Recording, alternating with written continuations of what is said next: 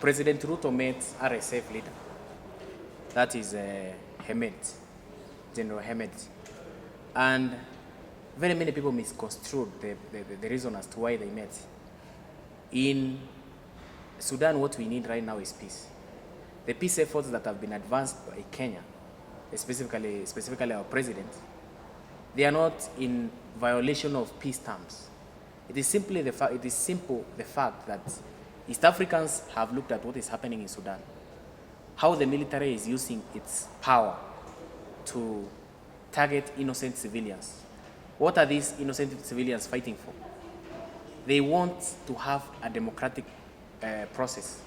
There's much of misinformations in the media, and there is wrong narrative about the war in Sudan. Yes, the people knows that what's the human crisis and the humanitarian situation is there, and the people is dying. People are dying, and how much people are refugee, internally displaced, how the health situation is there, but they don't know what's the real cause behind the war.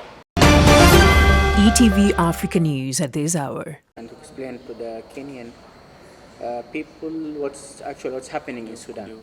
The Sudan crisis and Sudan war have very big problem that there's much of misinformations in the media, and there is wrong narrative about the war in Sudan. Yes, the people knows that what's the human crisis and the humanitarian situation is there, and the people is dying. People are dying, and how much people are refugee, internally displaced, how the health situation is there, but they don't know what's the real cause behind the war, and why is the war right now continuing and entering about the third year, and it's not stopping till now.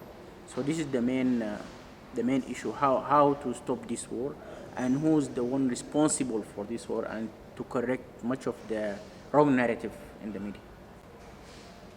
Thank you so much. I think what Dr. Alaa Eldin is trying to explain to us is simple. In Sudan, the situation there, we're talking about chemical weapons being used by RSF, that is the Sudan forces, the Sudanese forces, the government in place.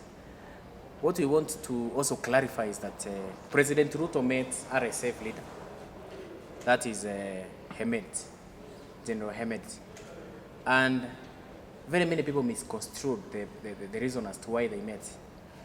In Sudan, what we need right now is peace. The peace efforts that have been advanced by Kenya, specifically our president, they are not in violation of peace terms. It is simple the fact that East Africans have looked at what is happening in Sudan, how the military is using its power to target innocent civilians. What are these innocent civilians fighting for? They want to have a democratic process whereby the country is free of dictatorship, is free of military takeover. They want these two forces, SAF plus RSF, to sit down. They have a kind of consensus, dialogue, to come up with a platform whereby all citizens can enjoy the freedoms like the way we have here in Kenya. Has it happened really? It has not happened. So, in general, we are trying to say, in Africa, our countries, there's no way they can have peace when there is war. Our collective agenda, and even our president, William Samoei Ruto, what he is fighting for, or what he is advancing, is to ensure there is cessation of war, there is peace, there is dialogue. RSF stands for that. RSF stands for peace. RSF stands for cessation of war. If at all, Darfur is one of the key places whereby RSF has some kind of presence. But we have seen the military try to use chemical weapons on innocent civilians. We have seen the other day, that is, I think, on 30th of May, whereby trucks taking food to some areas in Darfur. Is it Al-Bashir? Yeah, it's Kuma area. That's in the 2nd and 3rd of June, Yes. which was attacked by the the SAF air forces. Yes. Yeah, and they destroyed the WFP truck Yes. taking the humanitarian aid to Al-Kuma, civilians and Al-Fashir. Al-Kuma.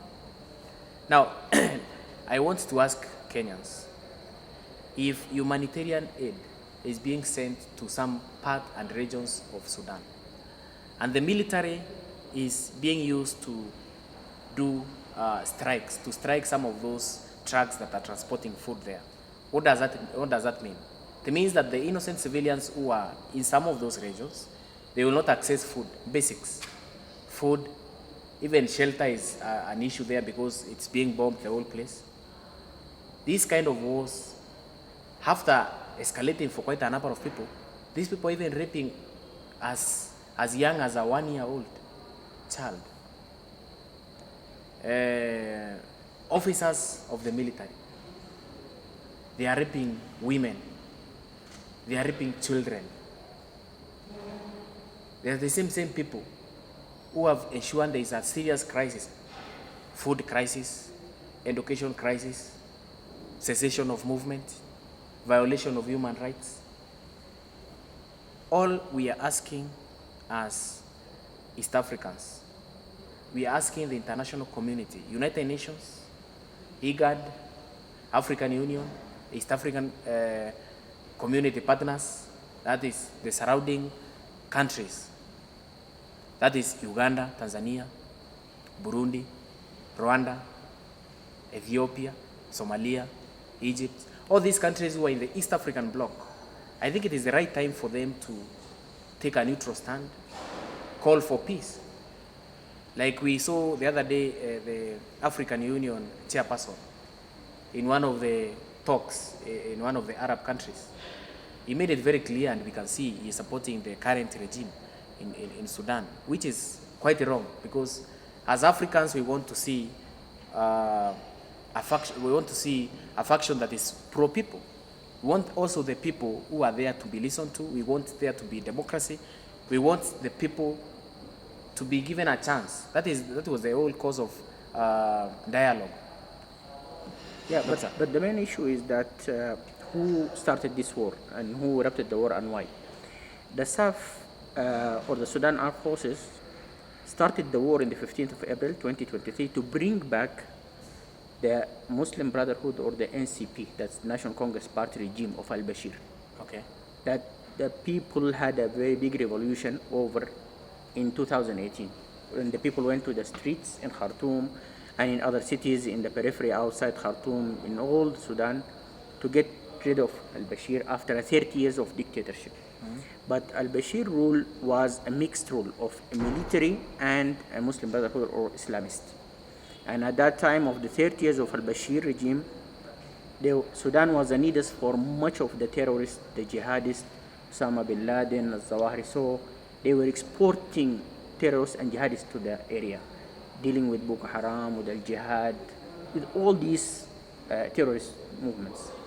When the people started to revolt, and they started in 2018 changing the regime, and we succeeded in changing the regime, and transitional period started in 2019, at that time, the two factions, that now the two belligerents, were one, like under the military apparatus.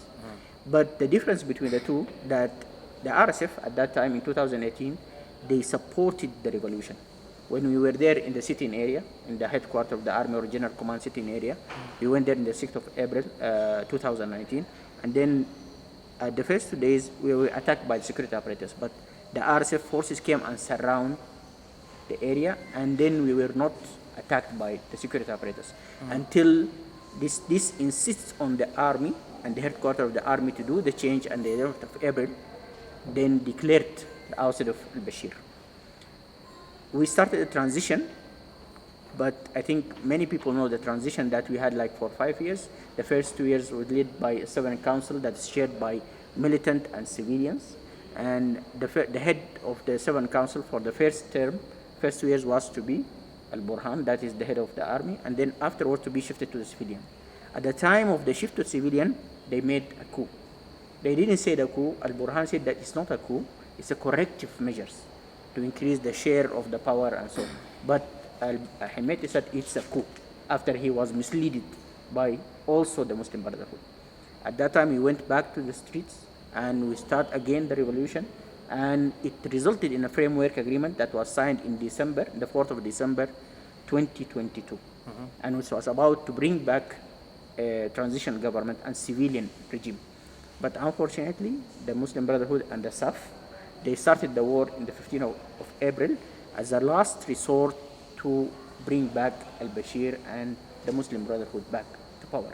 You know, I think all people or Kenya knows that al-Bashir and Abdul Rahim Muhammad Hussein and Ahmad Harun are three of the big figures of the previous regime, and they are wanted by the ICC. And even in this war, they were asked to hand over them to the ICC, but the army refused. So all the previous figures, the previous regime figures, are freely moving and supervised and even saved and protected in the SAF-controlled areas. It's not, nonetheless, it's not only done by the SAF, but the